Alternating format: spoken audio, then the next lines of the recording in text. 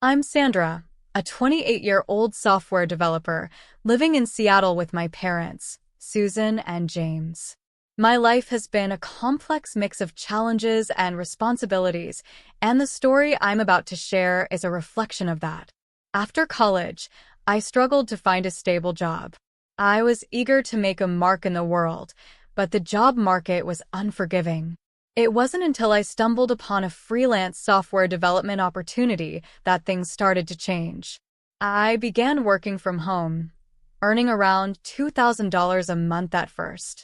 The income was modest, but it provided me with a sense of purpose and control. As I gained more experience and took on larger projects, my earnings grew to a steady $5,000 a month. I was proud of my progress, and it allowed me to contribute significantly to my family's finances. However, living with my parents was not without its struggles. My mother, Susan, was very traditional and skeptical about my work-from-home job. Despite my explanations about remote work, she never seemed to fully grasp its legitimacy. "Sandra, how can you make so much money without leaving the house?" she'd ask. She was always worried that my job was not real and often hinted that I might be involved in something dubious. No matter how many emails from clients or salary statements I showed her, Susan remained doubtful. The tension between us grew as she continued to spend money lavishly. Her shopping sprees often put extra pressure on our budget. Even with my contribution, which included covering $1,500 a month for household expenses and helping with utility bills and groceries, Susan's extravagant spending added to the strain. My father, James, tried to support us as best as he could, but his pension was just not enough. Things took a turn for the worse when James fell ill. His health deteriorated rapidly, and he was forced to retire early. His pension was reduced to just $1,200 a month, and with Susan's spending habits, it was clear that we were in financial trouble. I felt a strong sense of duty to support my parents, so I decided to stay home and manage our finances. I covered more of the household expenses, including the mortgage, which was $2,000 a month, and other bills. My contributions amounted to around $3,500 monthly. I hoped that my efforts would alleviate some of the financial burden from my parents. James, who had always been understanding and supportive, appreciated my help. "Sandra, thank you for everything," he'd say, his voice weak but sincere. Despite my best efforts, Susan remained ungrateful and continued to question my work. Our relationship was strained, and every conversation seemed to revolve around my job's legitimacy or her dissatisfaction with how I was managing things. Things became even more complicated when my brother, David, and his wife, Anna, decided to move back in with us. They arrived one evening, and I was shocked to see them at the door. Susan had invited them without telling me. David worked for a reputed company, and Anna was a housewife. I had always thought they were doing well financially, so their sudden move in seemed unexpected. David and Anna quickly began to treat me like an intruder in my own home. They demanded that I contribute more to the household chores, despite my busy work schedule. "Sandra, we need you to help with breakfast and cleaning," Anna said one morning, her tone sharp. I tried to explain that I was working and couldn't take on additional responsibilities. David and Anna's demands only added to the already mounting tension. Susan, who had always been critical of my work, now seemed to side with David and Anna. She echoed their frustrations and implied that I should do more around the house. The pressure was immense, and I felt suffocated. My contributions, both financial and otherwise, were overshadowed by their constant criticisms and demands. The turning point came when James's condition worsened, and he had to be hospitalized. The stress of managing the household while supporting my father became overwhelming. David and Anna, now fully settled in, pushed even harder for me to leave the house. They argued that my presence was unnecessary and that it was time for me to make way for them. I realized that I couldn't continue living in this toxic environment. Despite my efforts and sacrifices, I felt like an outsider in my own home. As the situation grew more hostile, I knew something had to change. The mounting tension was too much, and I had to consider what was best for me and my well-being. Sandra's story, as I've shared it so far, is a testament to the challenges of balancing familial responsibilities with personal dignity. As I faced growing hostility from my own family, I knew that making a difficult decision was inevitable. I had to decide whether to continue enduring this strain or to take a step that might finally bring me the peace I desperately needed. The journey ahead would be filled with tough choices and revelations, but one thing was clear. My life was on the brink of a significant change. Things started to unravel faster than I anticipated.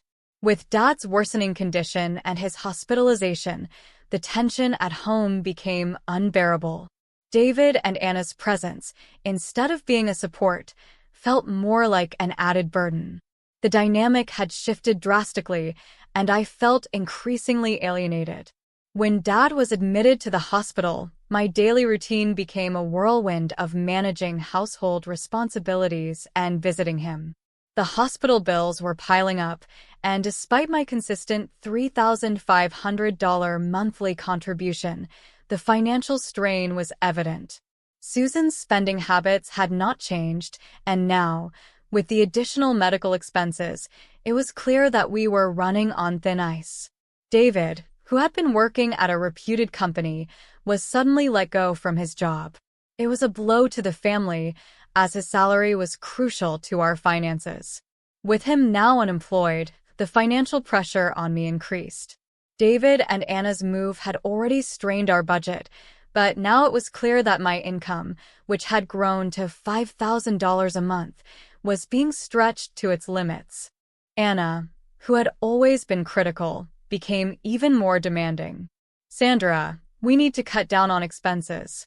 Why don't you do more around the house?"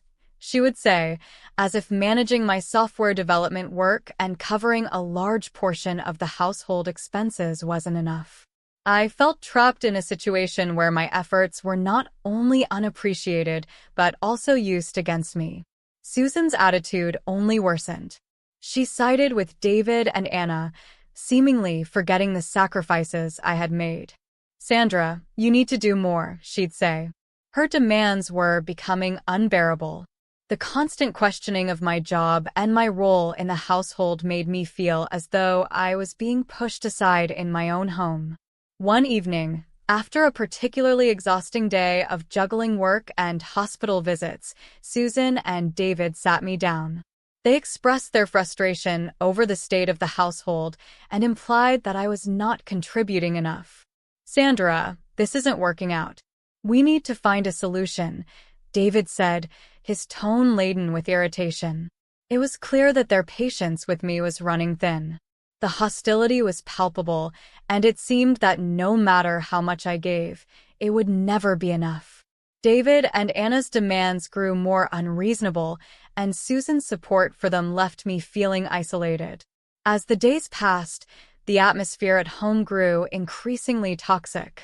The conflicts between us were constant, and every small disagreement seemed to escalate into a full-blown argument. My efforts to maintain a semblance of normalcy were met with resistance and hostility. I was spending $2,000 a month on mortgage and $1,500 on other household expenses, but the constant financial pressure and emotional strain were taking their toll. The situation reached a breaking point when Susan, David, and Anna began to openly discuss the idea of me moving out. "Sandra, maybe it's time for you to find your own place," Susan suggested one afternoon. Her words were like a knife twisting in my side. I had already been feeling like a stranger in my own home, but hearing them talk about me leaving made me feel completely unwelcome. I knew that my decision to stay at home and support my family had been driven by a sense of duty and love. Yet, I couldn't ignore the growing resentment and the lack of appreciation for everything I had done. My financial contributions, my emotional support, and my efforts to balance work and home life seemed to be overshadowed by their demands and expectations. The weight of the situation was becoming too heavy to bear. I could see that my presence was no longer valued, and the hostility from David, Anna, and Susan made it clear that I needed to rethink my position. The idea of moving out, once a distant thought, now felt like an inevitable step towards reclaiming my dignity and peace of mind. As I navigated this tumultuous period, I started to plan my next steps. I knew that a difficult decision was approaching, and I had to consider what was best for my well-being. The toxic environment at home was stifling, and I needed to find a way to regain control of my life and finances. The days following the conversation with Susan, David, and Anna were suffocating. I felt like a prisoner in my own home, trapped between financial obligations and a family that no longer seemed to care about my well-being. The hostility was becoming unbearable, and I knew I had to act before things got even worse. The final straw came when I came home from the hospital after a long day to find David and Anna rearranging the living room. Susan had suggested they redecorate to make space for them, and now the living room, once my sanctuary, was filled with their belongings. I was stunned. "What's going on here?" I asked, my voice strained. David barely looked up from the sofa he was arranging. "We're making some changes. You'll need to adjust," he said bluntly. His tone was dismissive, as though my opinion didn't matter. I knew that this was more than just a simple rearrangement. It was a sign of how little regard they had for my feelings and my place in the house.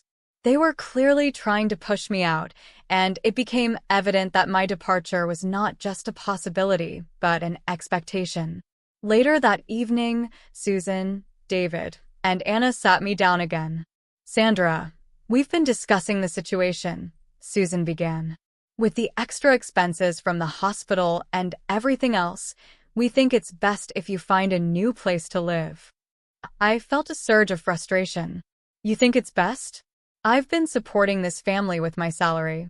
I'm the one keeping this house running," I exclaimed. David's face was set in a hard line. "We need a fresh start, and frankly, we can't keep up with the expenses with you here. You need to move out and make space for us." Their words were a punch to the gut. They were pushing me to leave, not because they couldn't afford to stay, but because they couldn't handle the reality of their situation and were taking it out on me. My monthly contribution of $5,000 was no longer enough to cover the mounting expenses, and their financial mismanagement had only added to the burden. That night, I sat alone in my room, feeling a mix of anger and sadness. I realized I had to take drastic measures to protect my own well-being. I decided to transfer the money I had been using to support the household into my own account. It was a sum of about $15,000 that I had saved up to cover my share of the bills, mortgage, and other expenses. I knew that this action would have serious consequences, but I couldn't keep pouring my money into a bottomless pit while being treated like an outsider in my own home. I set up the transfer late at night, feeling a strange mixture of relief and guilt. Relief because I was taking control of my finances and my life, but guilt because I knew it would leave Susan, David, and Anna in a difficult position. The next morning, I packed a few essentials into my car and prepared to leave. As I walked through the house one last time, I took a deep breath, trying to absorb the weight of the moment. The house that had once been a place of comfort and family had become a battleground of conflict and resentment. When I finally left, I felt a surge of liberation. I had made the decision to prioritize my own well-being and self-respect, even if it meant facing the consequences of my actions. I knew that leaving behind the toxic environment was necessary for my own mental health and future happiness. I moved into a small apartment in a quieter part of Seattle. The rent was manageable, and I could afford it with my software developer salary. It wasn't much, but it was my own space, a place where I could start to rebuild my life on my own terms. In the weeks that followed, I focused on my career and my well-being. I visited Dad regularly at the hospital, offering him the support and love that I could, despite the distance. I worked hard to ensure that my new life was grounded in stability and independence. Meanwhile, back at the family home, David and Anna struggled with the sudden financial strain.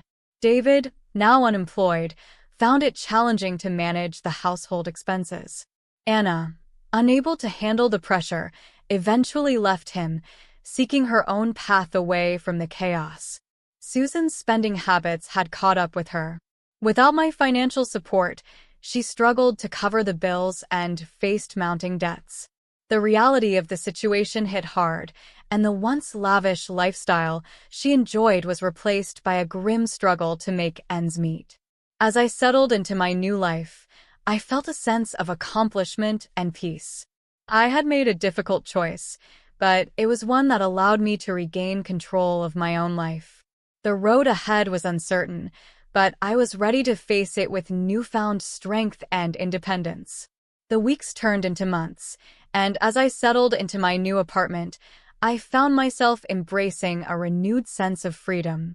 My small apartment in Seattle was a stark contrast to the bustling family home, but it was my sanctuary.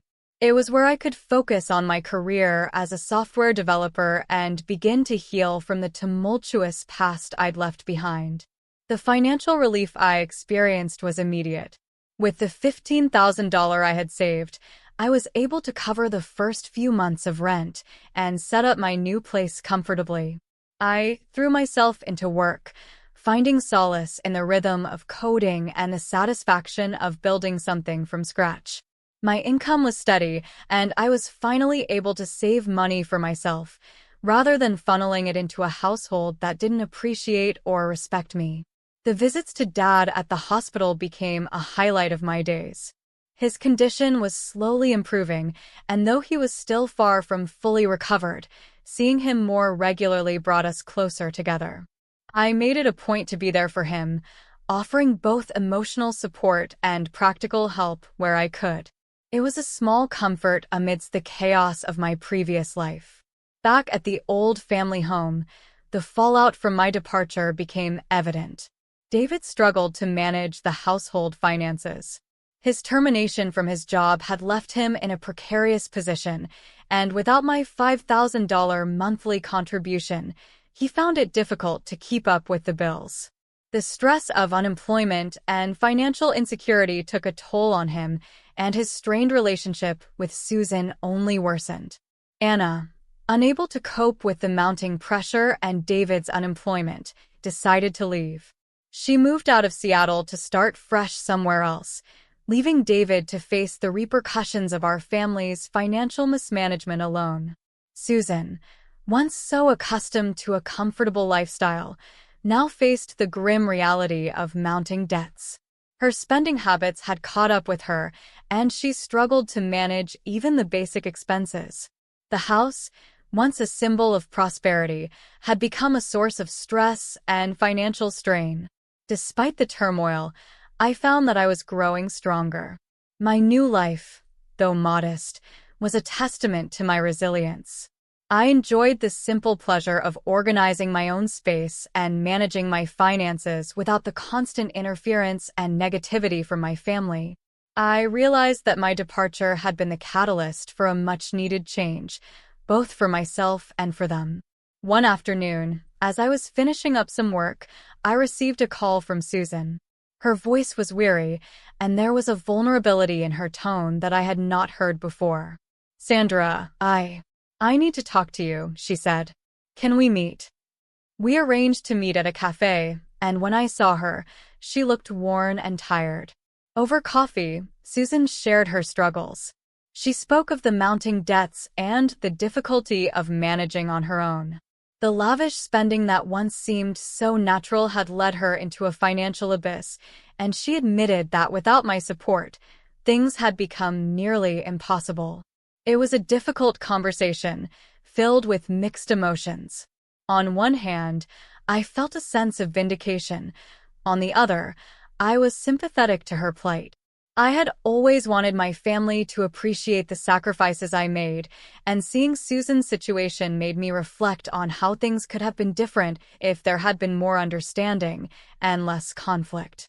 In the end, I offered Susan advice on managing her finances and suggested that she seek professional help to address her debt. It wasn't a perfect solution, but it was a way to support her from a distance, respecting the boundaries I had set for myself. As for me, I continued to thrive in my new environment. My career was on an upward trajectory, and my personal life was more stable than it had been in years. I had learned the importance of self-respect and independence, and I was committed to maintaining those values as I moved forward. Looking back, I realized that leaving was the hardest decision I had ever made, but it was also the most empowering. It marked the beginning of a new chapter where I could live for myself, make my own choices, and build a life that reflected my values and aspirations.